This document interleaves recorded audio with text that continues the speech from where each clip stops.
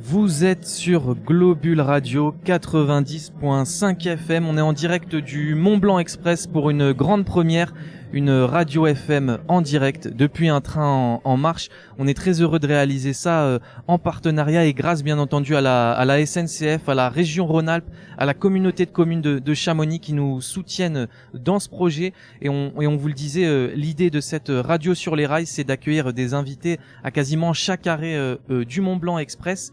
Et Marine, tu viens d'accueillir un nouvel invité. Oui, à notre micro depuis Argentière, Marc Mas, initialement chef pâtissier dans des restaurants étoilés.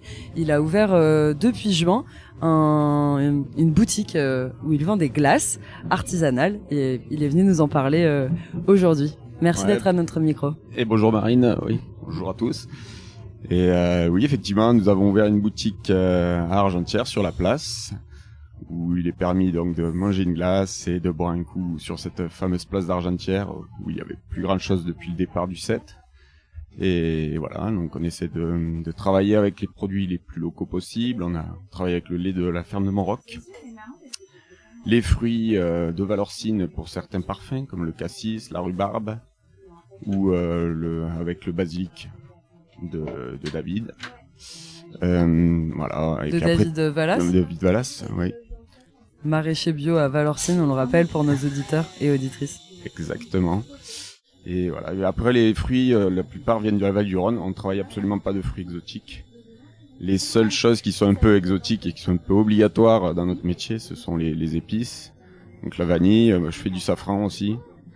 Mais le safran, ça avait une connotation chamonière dans un sens, puisque je voulais absolument travailler avec le safran de Noé Tolin. Mais sa production est vraiment trop faible pour pouvoir travailler avec. Donc j'ai décidé effectivement de travailler malgré tout le safran pour avoir cette petite connotation. On peut faire du safran dans la vallée de Chamonix. Et surtout, c'est parce qu'on a une population scandinave importante dans la vallée et ils adorent le safran. Ils font un dessert glacé, pas du tout glacé, pardon, un dessert à Noël au safran. Et donc ça leur fait un petit rappel à chaque fois. Ils prennent une boule et c'est un petit rappel de Noël pour eux, quoi. C'était à leur demande ou c'est vous qui non, pas du tout, faire cette glace et vous voyez que ça fonctionne très bien auprès de ce public? Exactement. Je m'étais imaginé ça et ça, l'imagination a dépassé, la réalité a dépassé l'imagination, pardon. Ouais. Et par rapport même à ce que vous faites, pour préciser, donc vous avez des parfums plutôt traditionnels, mais la majorité des choses sont des créations. Vous avez par exemple fait une glace de fraises avec du poivre de Java, oui, ou une glace au foin. Vous allez pouvoir peut-être nous en parler. Alors, toujours dans la démarche de vouloir travailler avec des produits et des ressources locales, effectivement, on a travaillé le foin du champ de Montroc, qui a été récolté par l'agriculteur qui nous livre le lait, Franck, de la ferme de Montroc. Et c'est vraiment dans cette démarche de pouvoir explorer des ressources locales et en faire des parfums. On a fait Génépi avec les fleurs, Reine des Prés aussi, Génépi et Reine des Prés. On a là récemment travaillé un beurre de cèpe avec un sirop de bourgeon de sapin, pouvoir faire une glace qu'on a appelée sous-bois. Et voilà, on essaie. Et puis c'est du développement qu'on va faire au fur et à mesure des années, parce que c'est très intéressant. Il y a plein de choses à travailler. On pourra faire une fraise oxalis par exemple plus tard. Évidemment travailler le sureau au printemps. Voilà, il y a des multitudes de possibilités et il faudra les explorer, quoi. Est-ce que c'est ce lieu qui vous donne l'inspiration de tous ces parfums, parce qu'au départ vous venez pas du tout de cette région? Alors, oui et non. À mon accent, effectivement, on peut dire le mec il est pas du tout d'ici. Ma mère est d'Argentière depuis sa famille depuis des générations et des générations argentières. Moi, je suis né à Béziers, parce que mon père est biterrois. Et effectivement, jusqu'à 18 ans, je suis resté à Béziers, donc j'ai cet accent prononcé. Mais depuis que j'ai 20 ans, je vis pratiquement à Cham à l'année, quoi. Ok, et voilà. C'est ce lieu que vous connaissez, qui vous inspire aussi. Argentière, pour moi, c'est très important. Ma grand-mère avait un hôtel à Argentière, et donc on passait tous nos étés à l'hôtel. Et Argentière, Ouais, c'est un village qui m'est cher. Et de plus, je travaille l'hiver au Grand Monté, d'une station que j'adore, où j'ai appris à skier. Donc, non, Argentière, pour moi, c'est très important, effectivement. C'est une base assez solide ouais, de souvenirs. Qu'est-ce qui vous a amené de passer de chef pâtissier dans des restaurants étoilés à ce désir d'être glacier dans une boutique? Vous êtes directement face à la clientèle. Alors, parce qu'il y a eu une période où j'ai plus du tout travaillé dans la restauration. On s'est posé en famille à Chamonix. Il fallait trouver des solutions pour travailler l'été et l'hiver. Comme je viens de le dire, je suis pisteur secouriste l'hiver. Et donc après j'ai travaillé comme bisaisonnier à la Compagnie du Mont Blanc. J'étais pisteur l'hiver sur le site des Grands Montés. Et je faisais à manger à mes collègues au sommet de l'Aiguille du Midi à 3800 mètres pendant 7 à 8 ans. Et j'avais envie d'ouvrir quelque chose à moi, de développer quelque chose de plus personnel. Voilà, donc et cette idée, elle était là dans le sens où faire des glaces, c'était une bonne alternative pour pouvoir continuer mon travail que je ne veux absolument pas quitter l'hiver, qui est le pisteur secouriste. Et juste un petit point sur notre émission, parce qu'on croirait presque à une interview normale, mais on est à bord du Mont Blanc Express. On vient de passer les pras de Chamonix. Et moi j'avais une autre question. Pourquoi ce produit? Pourquoi travailler la glace? Qu'est-ce qu'elle vous permet La glace c'est génial. Vous pouvez absolument faire à peu près tout ce que vous voulez. Le pire comme le meilleur.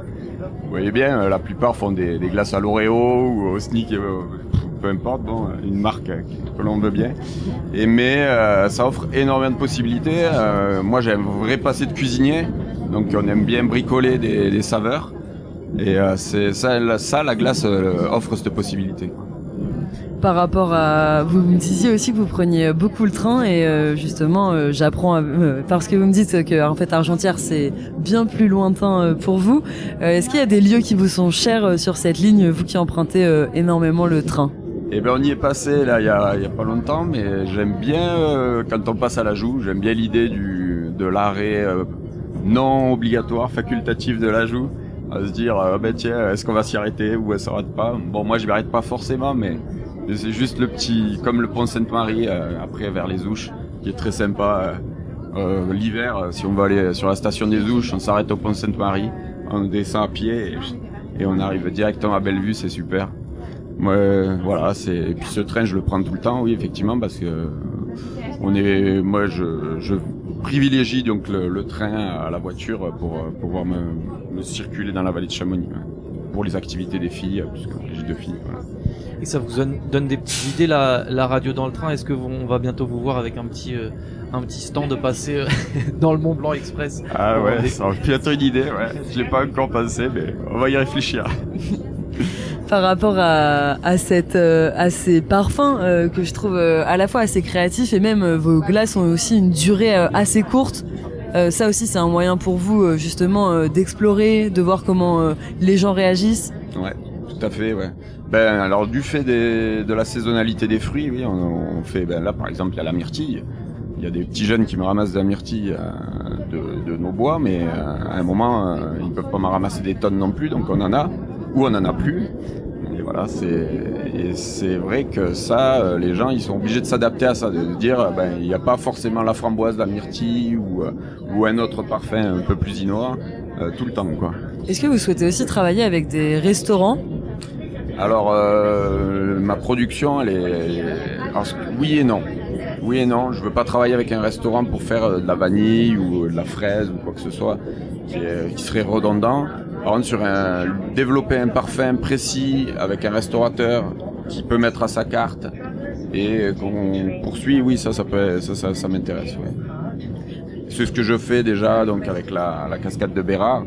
On a dit, je te fais un parfum, mais c'est un parfum qui n'est unique pour toi, là, que framboise verveine.